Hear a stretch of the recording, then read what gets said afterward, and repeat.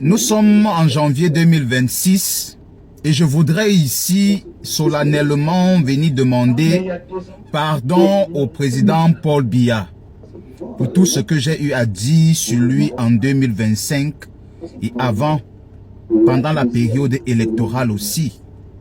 J'ai tellement réfléchi et je me rends compte que je me suis trompé. Je peux le confirmer aujourd'hui, Paul Biya est le meilleur président du Cameroun. Paul Biya est le meilleur président du Cameroun parce que il a toujours su préserver nos terres. Pendant que d'autres pays laissent exploiter leurs terres par les étrangers, le président de la République a protégé nos terres contre ces étrangers-là. Raison pour laquelle, durant toute l'année 2025, on parvient à nous dire que le Cameroun a juste exporté 22 kilos d'or.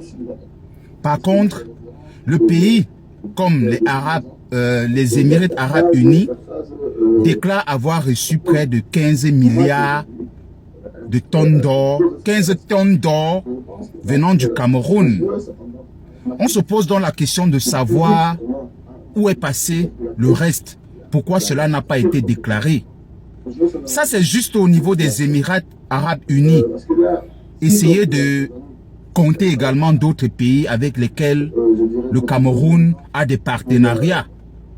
Donc, tous ces pays n'ont rien reçu du Cameroun, ou du moins, le Cameroun, avec tous ses partenaires, a réussi à exporter juste 22 kilos d'or. Je remercie le président Paul Biya pour ça, parce que oui, nos terres sont véritablement préservées. Lorsqu'on se rend compte qu'au cours de l'année 2025, il y a eu beaucoup de nos frères, je viendrai ici juste de l'Est, qui ont eu à manifester parce que leurs terres étaient volées par les Chinois. Et ça, sous la complicité de certains élites locaux, comme un maire, certain Njana Mvondo, qui a vendu et volé les terres des Camerounais pour les donner aux Chinois. Lorsqu'on voit la majorité des terres agricoles au Cameroun sont exploitées par les étrangers. Non, le président Paul Biya préserve nos terres. Et il n'a pas signé les accords coloniaux. Depuis 1982 que le président Paul Biya est au pouvoir, nous fonctionnons avec le franc CFA. Le président Paul Biya n'a pas renouvelé les accords coloniaux. C'est le meilleur président de tous les temps. Il ne mérite même pas de diriger un pays comme le Cameroun. Il mérite de diriger un plus grand pays. Dixit, le ministère de l'administration territoriale, je dirais, le ministre de l'administration territoriale du Cameroun à Tangandi. Il a apporté la paix au Cameroun. Nous vivons en paix au Cameroun. Depuis 2016, lors du début de la crise anglophone, bref, il n'a jamais eu de crise anglophone. Les anglophones se plaignent juste pour rien du tout. Ils veulent juste déstabiliser le Cameroun. Il n'y a pas de problème anglophone. Il n'y a pas de tuerie dans cette zone-là. Les soldats qui meurent là-bas, ils meurent juste comme ça. Il n'y a pas de guerre.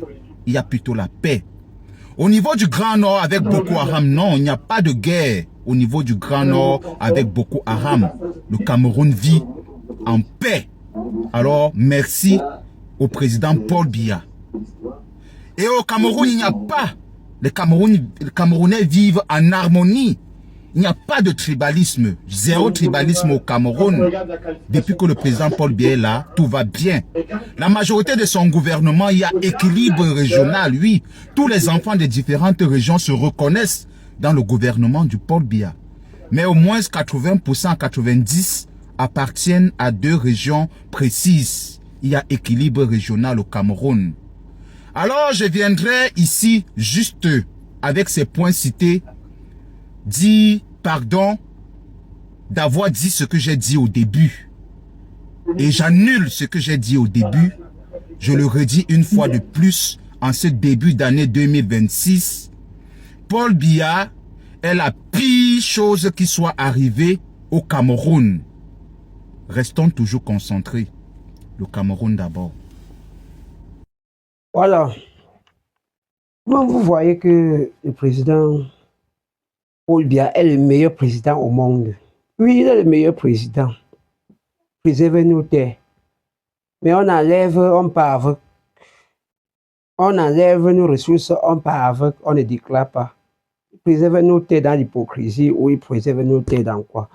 Je ne sais pas. Au fait, je ne dois pas vous parler trop de ça. Je vais vous parler du remaniement ministériel. Vous avez entendu pendant la période électorale comment on parlait de certains jeunes qui avaient cotisé, c'est combien de millions là?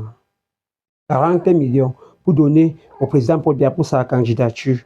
Le président Paul Biya revient aujourd'hui nous dit que non.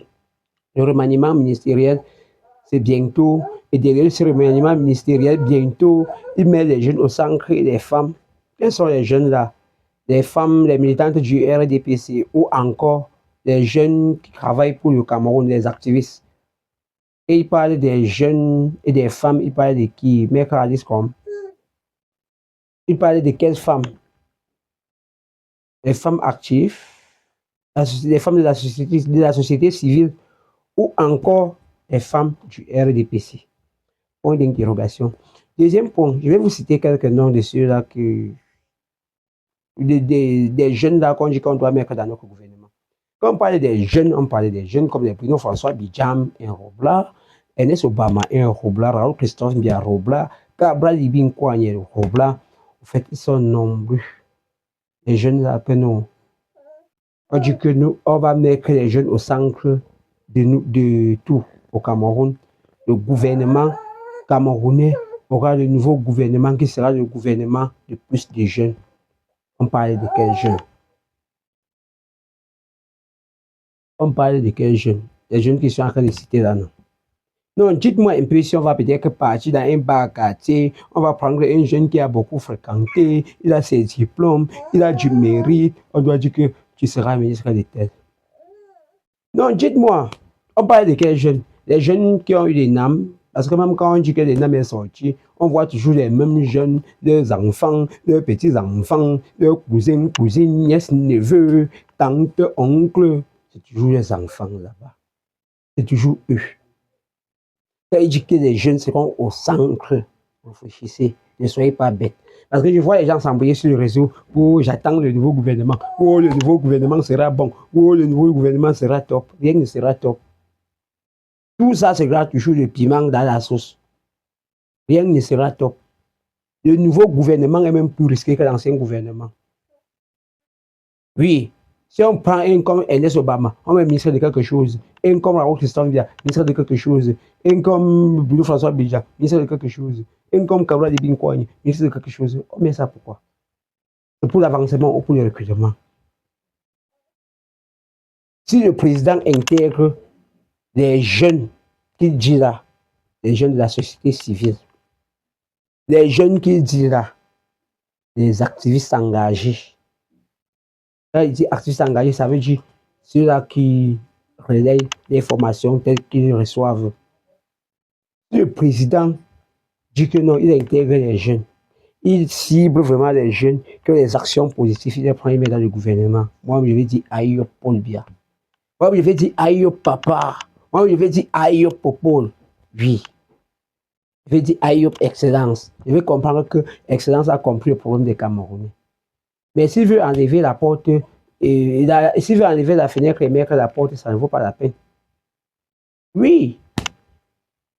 On ne peut pas laisser la viande pour chasser le champignon. Président Paul Biya, ton remaniement ministériel, c'est bientôt. Amène-nous vers la réalité. Laisse ceux-là qui volent l'or du Cameroun. On sait que ce n'est pas toi qui voles. Laisse ceux qui volent là. Prends-les, tu les mets même en prison. On doit comprendre que non, tu te soucies de ton pays. Président Paul Biya, prends ceux-là qui vont servir ta nation et non ceux-là qui vont se servir les poches. Quand on vous met là, c'est pour nous servir et non pour servir vos poches. Appelez-moi El Baron Chinda, Edine Fils Bansoa. Abonnez-vous, likez, partagez. N'oubliez pas de mettre en favori et laisser un petit commentaire. Et oui, Rob, Yo la famille El Baron Chinda, je vous invite de me suivre sur Facebook, TikTok, Instagram, YouTube, El Baron Chinda. Suivez-moi jusqu'à la gare.